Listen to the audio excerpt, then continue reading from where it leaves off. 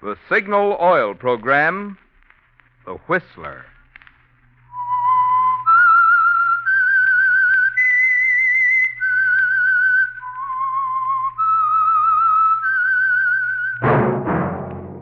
That whistle is your signal for the Signal Oil Program, The Whistler.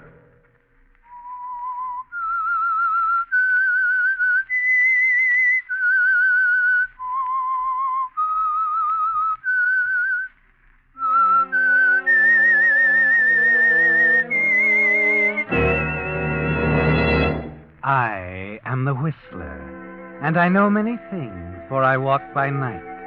I know many strange tales hidden in the hearts of men and women who have stepped into the shadows. Yes, I know the nameless terrors of which they dare not speak. Yes, friends, it's time for the Signal Oil Program, The Whistler, rated by independent research the most popular West Coast program. In gasoline, you know, it takes extra quality to go farther. And Signal is the famous Go Farther gasoline. So look for the Signal circle sign in yellow and black that identifies Signal service stations from Canada to Mexico. And now the Whistler's strange story. Last Curtain.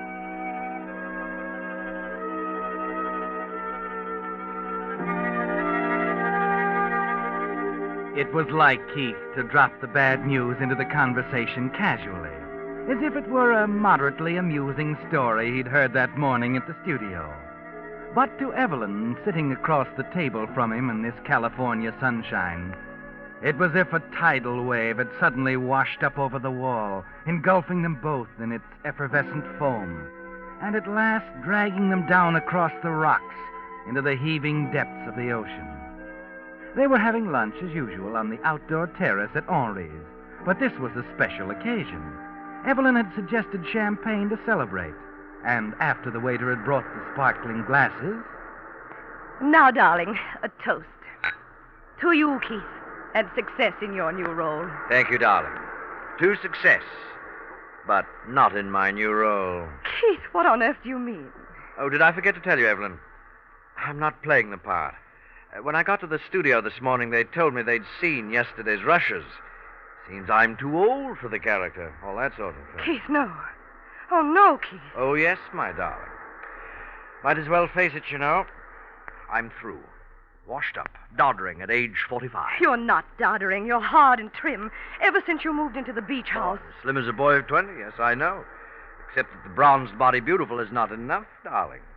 It's the once classical Elwood profile. Oh, the deep lines, the sagging jaw muscles. It's last curtain, darling. It's the end. Fini. Oh, after waiting all these months for a part. Any part. Oh, Keith, why did you let me sit here and talk about celebrating? Why? Because I wanted to shock you, Evelyn. I wanted to shock you into doing something about your own career. Before it's too late. Keith, You can do something. You could do something for us. You see, I'm desperate, Evelyn. And believe me, you should be desperate, too.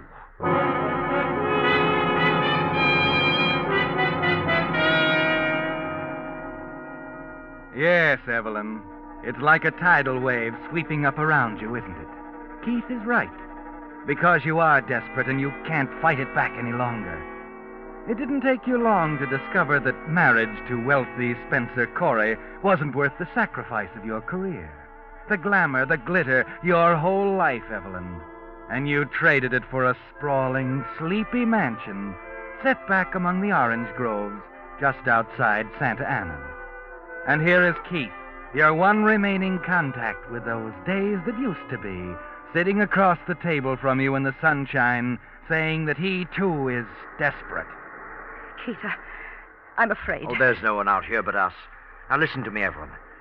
I may be through as an actor, but I could direct Broadway, a play, with you, the star. Just think of it. Keith, please, you know Spencer would never let me, and the money, I haven't a sou of my own. Be your age, Evelyn. You know what I'm talking about.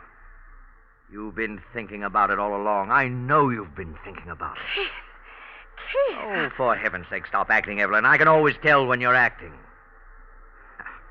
You hate him. Why, you could do it without the slightest flicker of emotion. And the play, Evelyn. Do you know, a friend of mine, Perry Dahlgren, has written the play you were born for. Keith, would you help me? I told you I was desperate. Would you do exactly as I say? Exactly. Yes. Then be here, right here, tomorrow night at 9 o'clock. No later. I have a gun. Shall I bring it? No, I'll meet you. But if something should happen, wait exactly 15 minutes. Then if I don't come, go right to your cottage. I'll get in touch with you there. Oh, then you have a plan? Yes, Keith. I have a plan.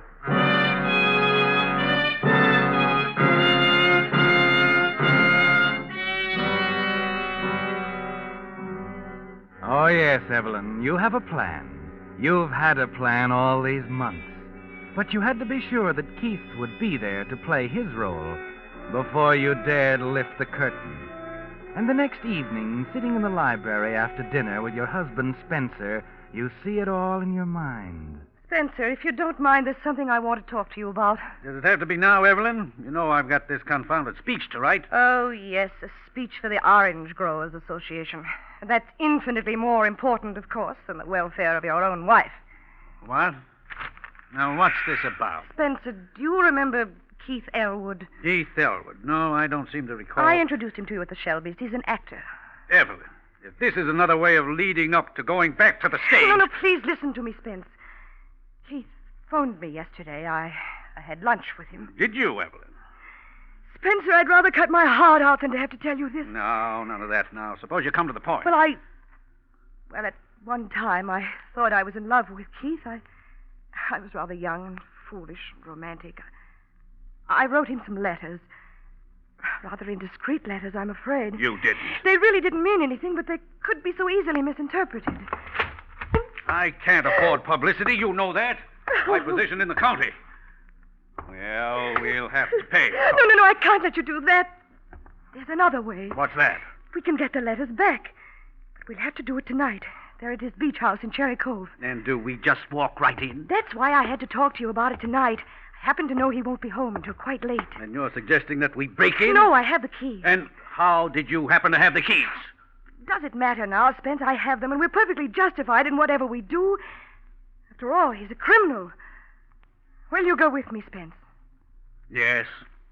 Yes, I'll go. I suppose under the circumstances, it's the only thing to do.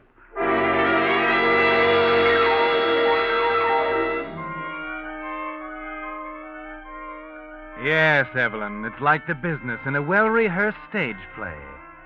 And an hour later, as you and Spencer turn off the highway and head down into Cherry Cove, the fog moves up from the ocean like a gray ghost, as if it, too, were anxious to play a part in your drama.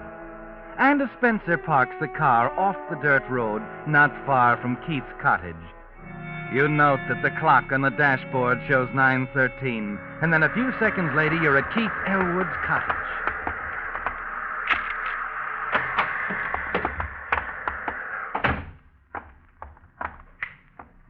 Draw the curtains, will you, Spencer? All right. Let's find those letters and get out of here. I don't like this whole business. Well, I can assure you I'm none too happy about all this myself. After all, Will you look for those letters? All right. You watch the highway. I'll start with this desk. Evelyn, that cabinet in the alcove. Perhaps they're in... Well, what are you standing there for? What? Where'd you get that gun? It was in the desk. Well, put it down. Find those letters. Evelyn, what's the matter with you? Put that gun down. No, Spencer, I won't put it down. What time is it? Evelyn, for heaven's sake, What time is it? It's 9:17. Now, will you put down that gun? No, not until... Evelyn.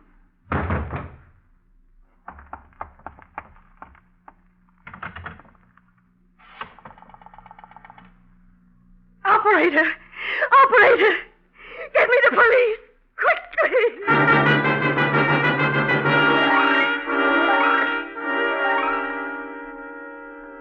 That's right.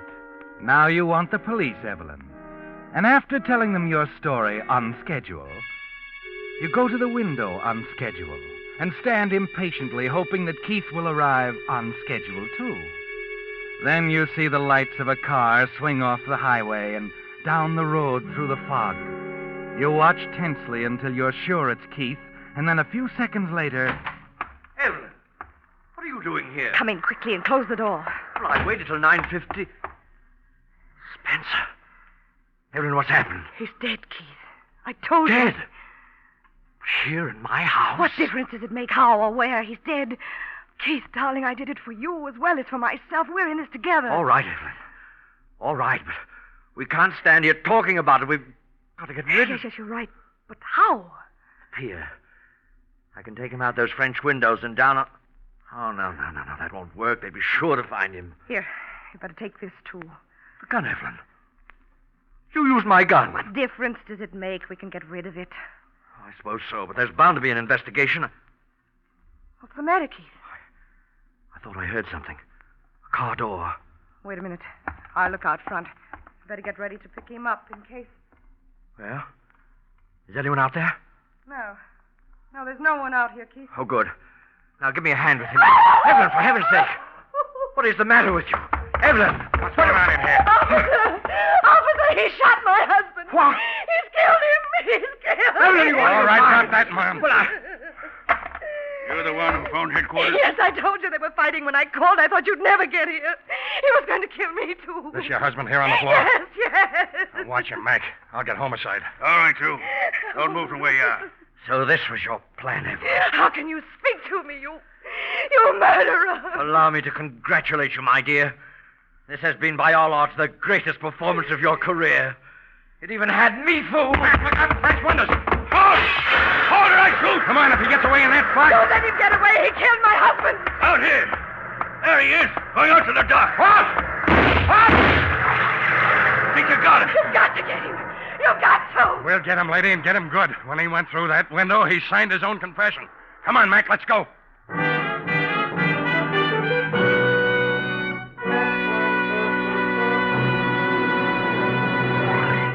With the prologue of Last Curtain, the Signal Oil Company is bringing you another strange story by The Whistler. Extra, higher octane now in Signal gasoline. Extra. Extra is right. There's real news for drivers in that announcement. Higher octane rating now in Signal gasoline, and at no increase in price. How come? Well, an important ingredient which controls octane rating is now more plentiful. So Signal Oil Company has immediately increased the octane rating of Signal gasoline. And when I say higher octane, I don't mean just a little higher. I mean considerably. The result? Now you'll enjoy even smoother, knock-free power with Signal as you breeze up those steep hills in high. This in addition to the quick starting, the fast pickup, and the efficient engine performance, which makes Signal's good mileage possible. So now you have more reason than ever to switch to Signal. Let the performance of today's higher octane Signal gasoline show you why we say, in gasoline, it takes extra quality to go farther. And Signal is the famous Go Farther gasoline.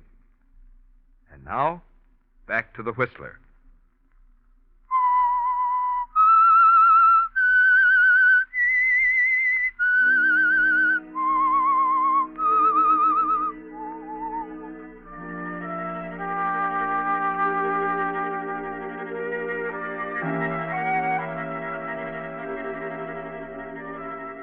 Well, Evelyn, take your bows. Keith called it the greatest performance of your career, and it certainly was. But then Keith played his role rather well, too, didn't you think? Walking in as he did just after you'd called the police to report a violent argument. Standing there with a gun in his hand, dumbfounded when he realized how you'd framed him. Then crashing out through the window to remove the last trace of doubt as to his guilt. Yes, it was an even better performance than you'd hoped. And now with the funeral of your late lamented husband and the bothersome details of the inheritance out of the way, there's only one item marring a future that belongs to you alone. Come in, Lieutenant. You have news for me. Not exactly, but I think you should know what we've done. I'm very anxious to know. Well, it's one of those cases. We searched the beach all the way from Balboa down to Capistrano. Not a trace. We've had boats out probing through the kelp beds. He was an excellent swimmer. He might have... Swum around the dock and got into shore someplace? Yeah, we thought of that. But people don't just disappear unless someone's helping him. Someone helping him? That's only theory. We'll probably never know. In other words, you've given up, Lieutenant. No, not at all. But I've seen these cases develop before. You can almost feel right from the beginning that they'll end up in the unsolved file. I might as well be honest and tell you we'll probably never know whether he's dead or alive.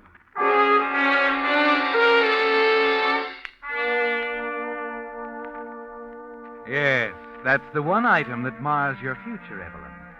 And after the lieutenant is gone, you pace your upstairs sitting room, wondering if Keith is alive or not. And later that evening, you lay in bed with the lights left burning, thinking over what the lieutenant said. He may have had help. Yes, he may have had help. And the next day, you don't set foot outside the house, or the next. But on the following day, your maid Clara comes into the drawing room. Yes, what is it, Clara? A gentleman is waiting to see you, madam. The lieutenant of police. No, madam, Mr. Dahlgren. Perry Dahlgren, the playwright? Yes, madam, I believe that's what he said.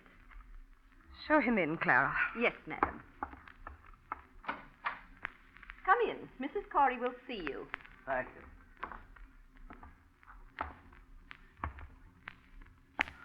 Mrs. Corey, I do hope you'll forgive this intrusion. What do you want, Mr. Dahlgren? It's about my play, Mrs. Corey. Keith mentioned it to you. Your play? Oh, yes. Yes, he mentioned it. I realize this isn't the time to bring this up, but you see, I'm quite anxious about this play of mine, and I knew you... You came to see me about your play, Mr. Dahlgren? Oh, yes. What else would I come to see you about? Sit down, won't you? Thank you, Mrs. Corey. It's kind of you.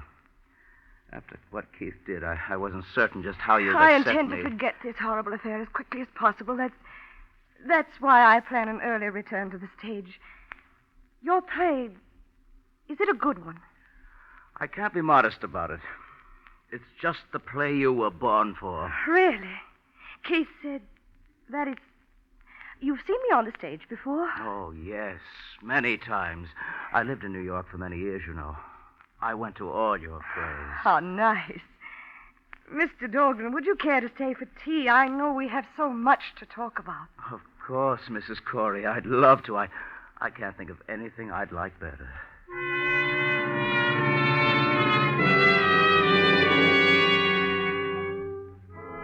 Yes, there's so much to talk about, isn't there, Evelyn? And you find Perry Dahlgren a very personable young man, and rather attractive, too. In fact, any doubts you might have had about him at first are soon dispelled by his quiet, disarming manner. In fact, that evening, as you sit propped up in bed, eagerly reading the play he has left for you, Keith is almost entirely out of your mind. And you find it interesting reading, as the pages move between your fingers, faster and faster, and the print begins to blur and...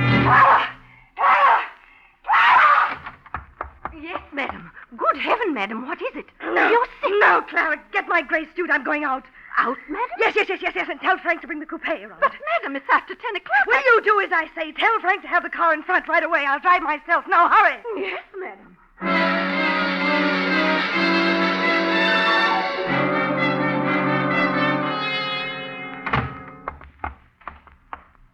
Sit down, Mrs. Corey. Fix you a drink. No, thank you. You won't mind if I fix one for myself, then? I do mind. Mr. Dahlgren, just what are you up to? I'm afraid I don't understand. This play you brought me this afternoon. Oh, you've read it. Good. Like it? I repeat, Mr. Dahlgren, what are you up to? Oh, then you don't like my play. Oh, I'm so sorry. I thought it was rather good. Excellent plot. Man and woman plan to murder husband. They murder husband. They're caught. The woman frames her lover, gets away with it. It's quite plausible, you know. It's been done. What do you want? What do I want, Mrs. Corey? I want my play produced, that's all. You want the play? You know that's out of the question. Well, perhaps it's just that you don't like this play. Oh, no matter, I have another. In fact, I think it's much better, really. I know you like it, Mrs. Corey. It'd be a hit on Broadway. Oh, we might give it a whirl around Connecticut for a bit, try it out and all that. And who would finance this play of yours, Mr. Dahlgren? Well, I sort of thought you'd be willing to risk it, Mrs. Corey. Of course, I'll have to have, let us say, 50% of the gross author's royalty. 50%.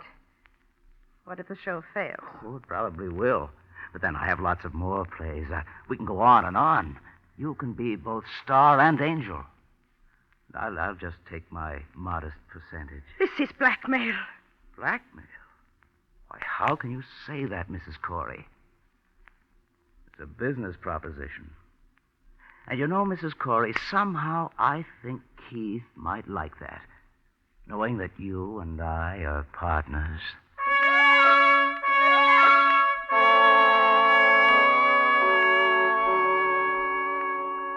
Well, Evelyn, what was that feeling you had about the tide sweeping up around you and dragging you down?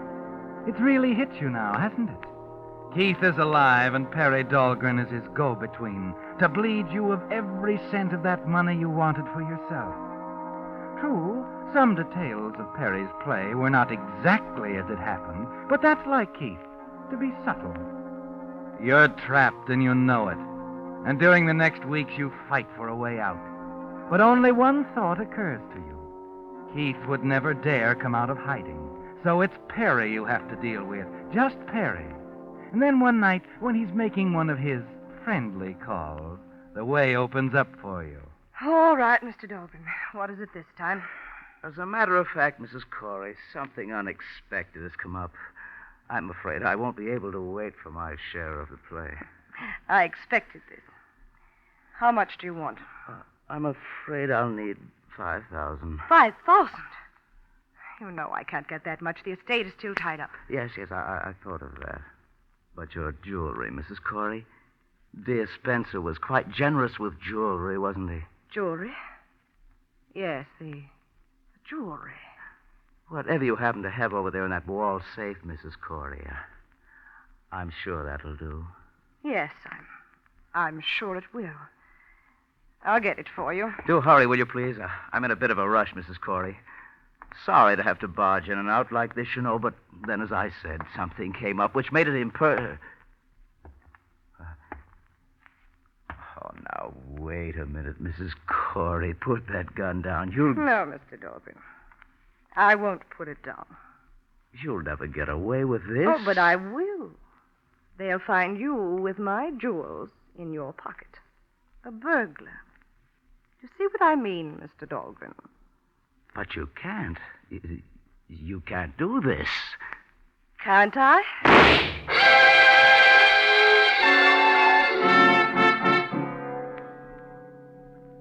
You're quite confident you won't fail this time, aren't you, Evelyn? Now you'll call the police and tell them about the burglar and how you had to shoot him in self-defense. But before you do that, you've got to set the scene again. So you hurry to Spencer's desk, pull out the drawers, and spill the contents all over the floor. You rush to the small cabinet near the window and do the same. Then the bookcase. For the next few minutes, you busy yourself placing the jewels in Dahlgren's pockets and adding as much confusion to the scene as possible. And then you go out into the hall to call the police. But before you can pick up the phone, the doorbell rings. Yes, Evelyn. There's someone at your front door. A rather inconvenient time for callers, isn't it? But you've got to answer it. You've got to get rid of whoever it is. Oh, Lieutenant, I was just I going... have some news for you, Mrs. Corey. News? Yes. We've found Keith Elwood.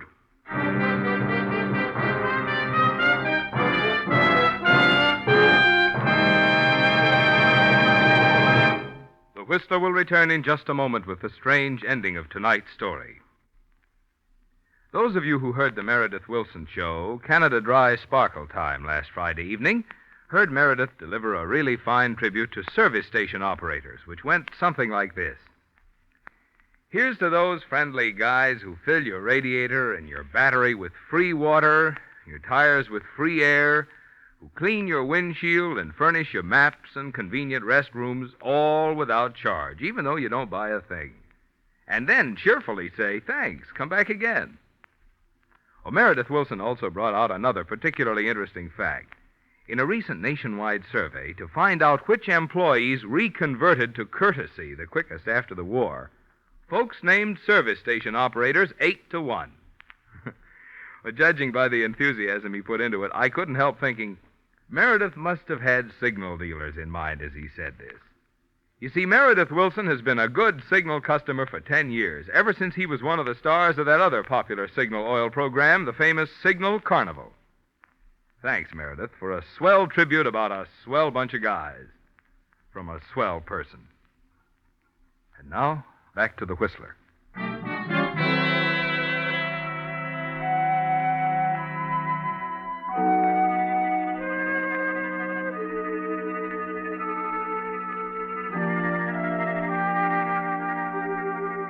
So they found Keith Elwood, Evelyn. Yes. And you wonder just what he's told the lieutenant. And what of your burglars sprawled out dead on the floor of the library? You'll have no time to rehearse this scene, Evelyn. You're on stage now. The spotlight is on you, and you've got to perform as you never have before. You say they found Keith, Lieutenant? Yeah, we sure did. Did he tell you? He didn't tell us anything, Mrs. Corey. He couldn't. He had a couple of police bullets in him. We found him buried under Perry Dahlgren's beach house. Buried under... Then he's been dead all this time. That's right. The sergeant figures he couldn't have lived more than a few minutes after he crawled out of the water and across to the beach at Dahlgren's place. But he must have lived long enough to tell him... Tell him what, Mrs. Corey? You know, there are still a lot of angles to this case we just can't figure. What do you know about this Perry Dahlgren? Me? I don't know anything about him, Lieutenant. I only heard Keith mention him once or twice. Then you've never seen him? No, Mrs. Corey, what is this? What do you mean, Lieutenant? I mean, we didn't want to alarm you, but with Keith not accounted for, we figured we'd better have a man keep an eye on your place. He phoned a report to me every time Dahlgren has been here. And he phoned me again just a few minutes ago, Mrs. Corey. So we know he's still here. I'm sure you want to see this thing cleared up as much as I do. So do you want to call Dahlgren out of that room? Or do we go in and question him together?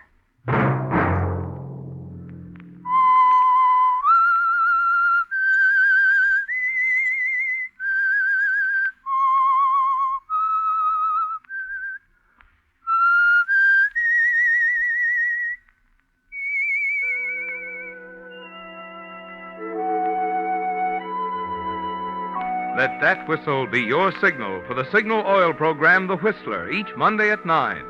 Brought to you by the Signal Oil Company, marketers of Signal gasoline and motor oil and fine quality automotive accessories. Signal has asked me to remind you, to get the most driving pleasure, drive at sensible speeds, be courteous, and obey traffic regulations. It may save a life, possibly your own.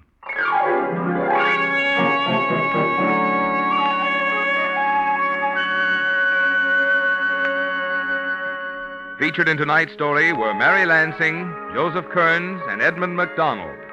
The Whistler was produced by George W. Allen, based on a story by Gene Fromhurst, music by Wilbur Hatch, and was transmitted to our troops overseas by the Armed Forces Radio Service.